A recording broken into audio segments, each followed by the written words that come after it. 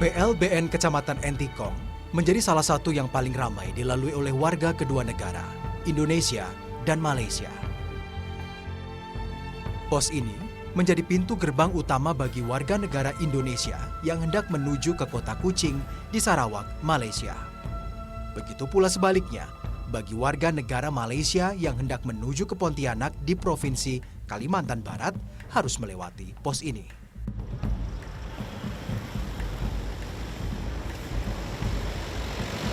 Geliat perekonomian di Kecamatan Entikong yang berada di batas negara ini kini mulai menunjukkan pertumbuhan. Limpahnya hasil bumi di Entikong tak disia-siakan warganya. Kesempatan ini tak disia-siakan untuk mendapatkan uang. Saya melihat ada banyak gudang di sekitar pasar yang menampung hasil bumi. Sebagian besar di antaranya terlihat menampung lada, baik yang berwarna hitam maupun yang berwarna putih. Berdasarkan data Badan Pusat Statistik, Kecamatan Entikong menjadi pemasok lada terbesar untuk Malaysia. Stok lada yang ada sudah termasuk untuk kebutuhan lada di Provinsi Kalimantan Barat. Maka tidak heran jika arus jual beli lada di sini begitu besar. Ada sekitar 5 toke besar dan 15 toke kecil di wilayah Entikong. Para toke ini menjadi tempat singgah penjualan lada dari petani hingga ke pabrik. Dalam satu hari, total pengiriman lada dari Entikong ke kota dan negara lain bisa mencapai 10 ton. Ini asalnya dari mana? Karena kalau ngeliat di jalan kayaknya nggak ada deh. Ya, kalau ini saya bawa dari daerah Sungkung. Daerah Sungkung tuh di mana? Ini jalan masuk dari sini masuk ke Sungkung. Berapa lama? Kalau jalan ini mau 3 jam. 3 jam. Nah, baru kita sampai. Juga ya? Lada bisa dibilang menjadi urat nadi perekonomian masyarakat Entikong saat ini. Harga lada cenderung lebih stabil dibandingkan komoditi lain seperti pisang dan coklat. Saat ini, harga lada hitam berada di kisaran Rp60.000–Rp70.000 per kilogram. Sementara harga lada putih berada di kisaran Rp100 hingga Rp120.000 per kilogram. Kalau kakak dari sini jual kemana lagi? Saya jual ke Malaysia lagi. Ke Malaysia? Ya. Kenapa nggak jual ke Indonesia? Karena lebih mahal atau? Karena di sana tuh mungkin lebih dekat juga soalnya kan dengan perbatasan. Jadi jualnya ke sana aja. Oh, jual. Harganya juga lebih tinggi. Oh, berapa kali lipat kalau dibandingin harga di Indonesia? Kalau misalnya di sini ada kali 2 kali gitu. 2 kalinya?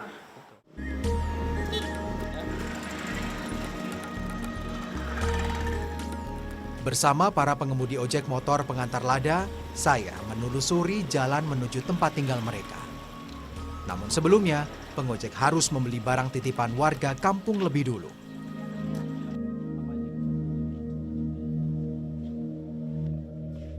Tak tanggung-tanggung, satu orang pengojek bisa menerima titipan sebesar 2–5 juta rupiah.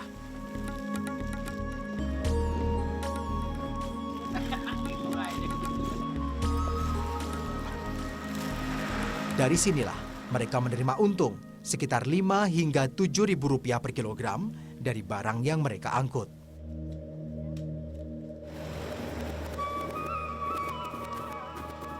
Perjalanan ke desa, kami mulai dari Kecamatan Entikong.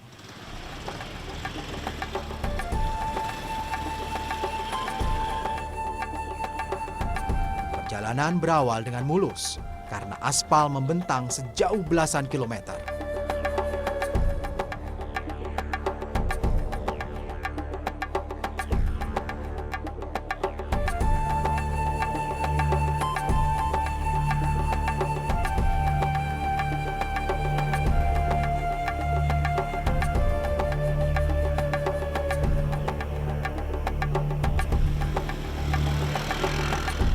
Namun, tiba juga kami ke bagian aspal terakhir.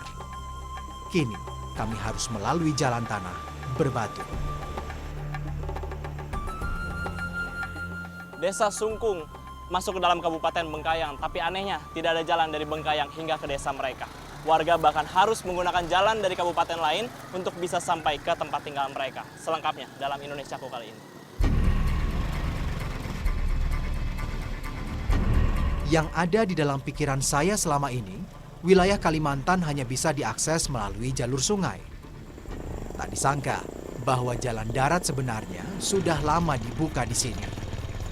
Sejak Indonesia merdeka, jalan tanah berbatu sebenarnya telah dibuka oleh masyarakat. Hanya saja kondisinya mengenaskan. Bahkan banyak titik longsor yang tersebar di sepanjang perjalanan kami menuju ke Desa Sungkung. Jalan aspal, tanah, bebatuan, kami lewati. Bahkan di sepanjang perjalanan, kami alami juga hujan ringan sampai hujan deras yang mengguyur wilayah ini. Letak Provinsi Kalimantan Barat yang dilalui oleh garis khatulistiwa membuat panas terik dan hujan lebat menjadi lebih tinggi intensitasnya dibandingkan wilayah lain. Tapi tak ada pilihan lain, kami harus tetap melaju agar bisa sampai ke tempat tujuan.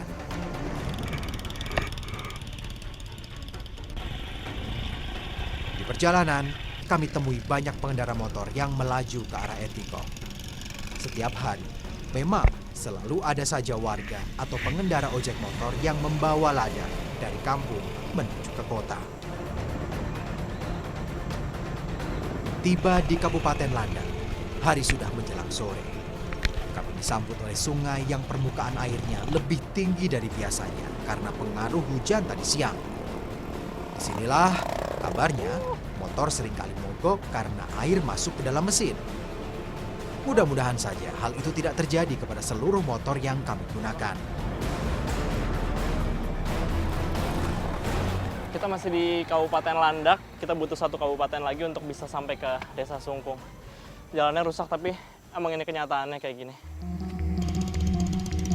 Benar saja, air sungai masuk ke dalam mesin salah satu motor kami.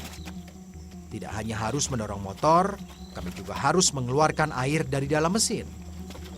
Ada yang benar-benar kami cemaskan, yaitu jika satu motor ini tak dapat kembali melaju.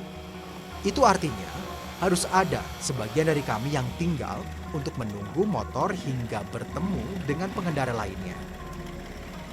Namun, jika kami menginap di tepi jalan ini, kami khawatir permukaan air sungai akan semakin tinggi ketika hujan datang. Pilihan yang sama-sama beratnya bagi kami.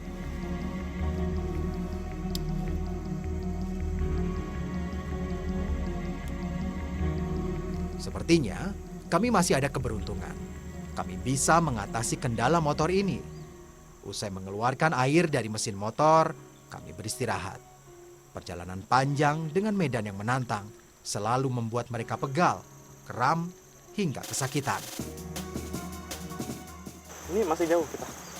Ya sekitar sejam lebih lagi lah. Masih sejam lagi ya. Nah, Bener nggak sejam itu? Berapa kilo kira-kira? ada sekitar berapa kilo ya? Ada sekitar Belasan. masih lah. Masih puluhan. Hmm. Kita sudah 7 jam tapi belum juga tiba di Desa Sungkung. Mudah-mudahan kita tiba sebelum petang sih, tapi kita akan coba secepatnya ya. Iya, iya. Bang, kita jalan lagi deh ya. Iya, iya. Ya.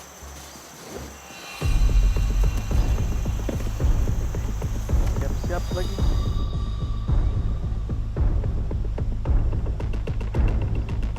Tiga jam yang menjadi target waktu perjalanan kami pupus dari harapan. Hampir 8 jam sudah kami berjalan. Belum pula kami lihat tanda-tanda adanya sebuah pemukiman.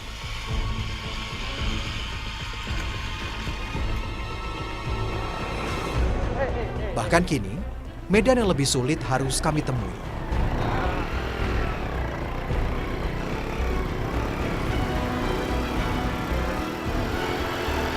Tanjakan yang sangat curam, kemiringannya hampir 90 derajat.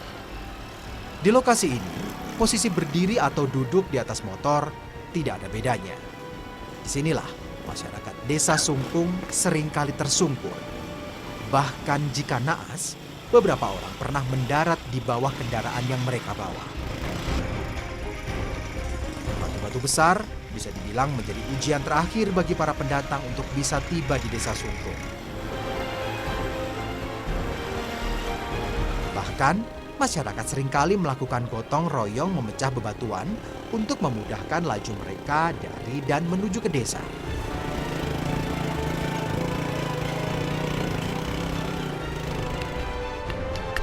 Benar saja, tak jauh dari lokasi ini, akhirnya kami tiba di tempat tujuan. Inilah Dusun Akit, Desa Sungkung 1, salah satu pemukiman paling terisolir di Provinsi Kalimantan Barat.